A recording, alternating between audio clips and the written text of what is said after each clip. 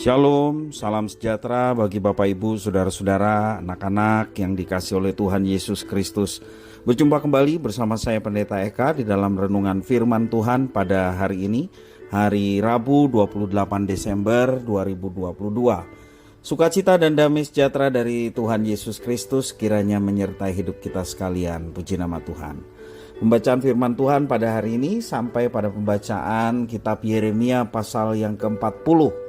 Kiranya firman Tuhan yang kita baca dan renungkan sungguh memberkati hidup kita sekalian. Baik, sebelum kita akan merenungkan bagian firman Tuhan hari ini, kita berdoa. Tuhan Bapa di sorga, di dalam Yesus Kristus, kami bersyukur dan berterima kasih kepada Tuhan yang memelihara hidup kami. Baik memelihara hidup kami diberkati dengan kesehatan, juga dalam kerohanian kami diberkati dengan kebenaran firman Tuhan.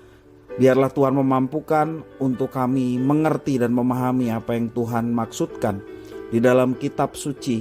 Kau juga menolong kami untuk kami dapat mengerjakan setiap kebenaran firman yang boleh kami dapatkan. Terima kasih Bapa, berfirman atas kami sedia untuk pasang telinga dan hati kami untuk kebenaran firman-Mu.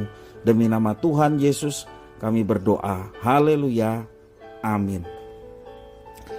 Yeremia pasal 40 ayat 1 sampai ke-6 saya akan bacakan bagi Bapak Ibu Saudara-saudara, anak-anak sekalian.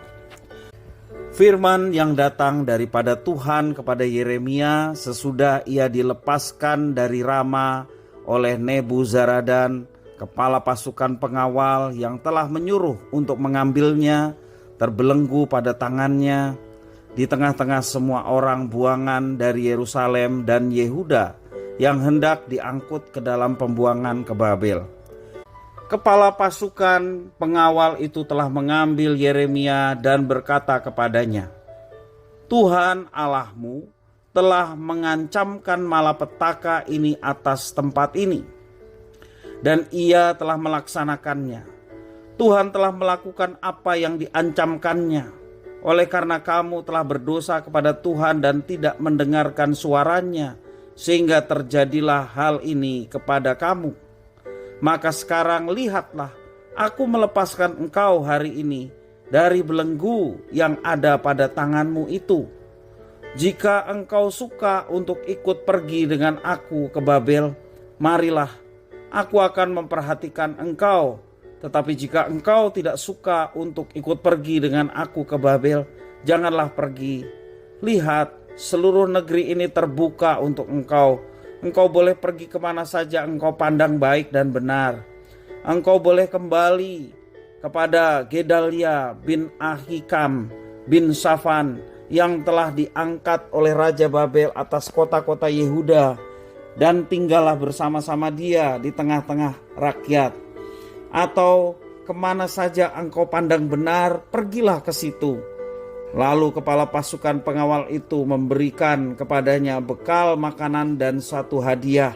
Kemudian melepas dia pergi. Jadi pergilah Yeremia kepada Gedalia bin Ahikam di Mispa, dan diam bersama-sama dengan dia di tengah-tengah rakyat yang masih tinggal di negeri itu.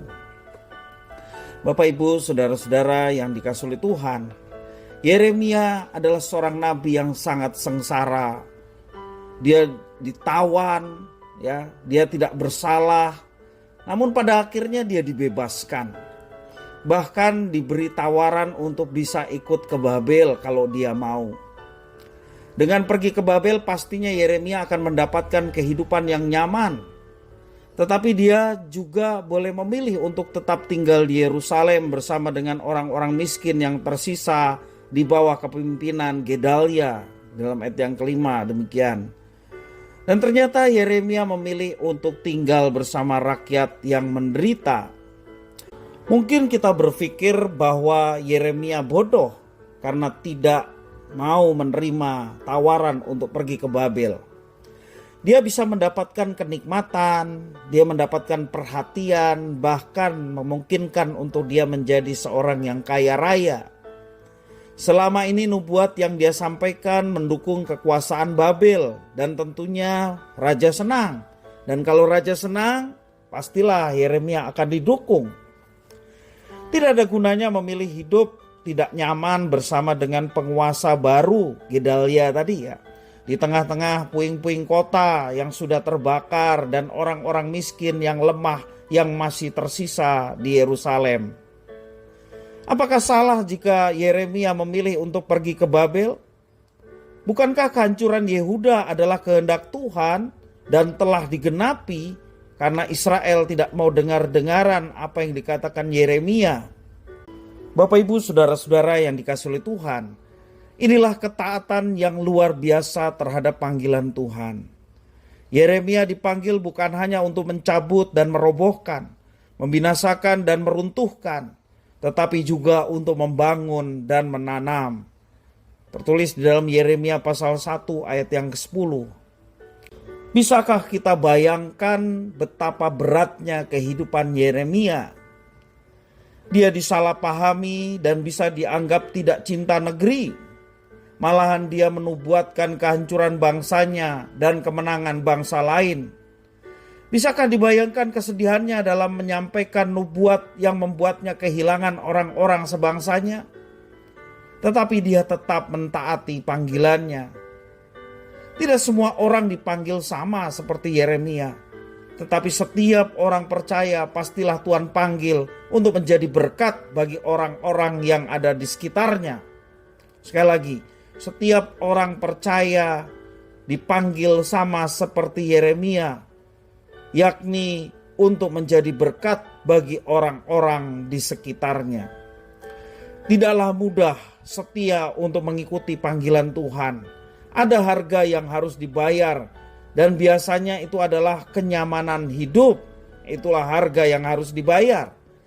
Kenyamanan tidak negatif karena Tuhan juga menjanjikannya. Kenyamanan itu berkat yang baik. Tetapi kadang berkat yang baik itu harus direlakan demi lebih lagi dipakai Tuhan untuk menjadi berkat bagi orang lain. Kiranya firman Tuhan memberkati kita sekalian. Mari kita berdoa. Tuhan Allah Bapa di surga, di dalam Yesus Kristus, kami sungguh bersyukur dan berterima kasih kepada Tuhan atas firman Tuhan hari ini.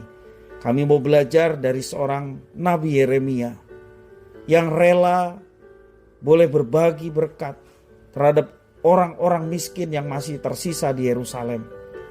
Sementara ada sesuatu yang menjanjikan dalam dirinya, yang membuat dirinya lebih nyaman dan lebih kaya, tetapi dia tetap memilih untuk bersama dengan rakyat yang tersisa untuk bisa melayani mereka.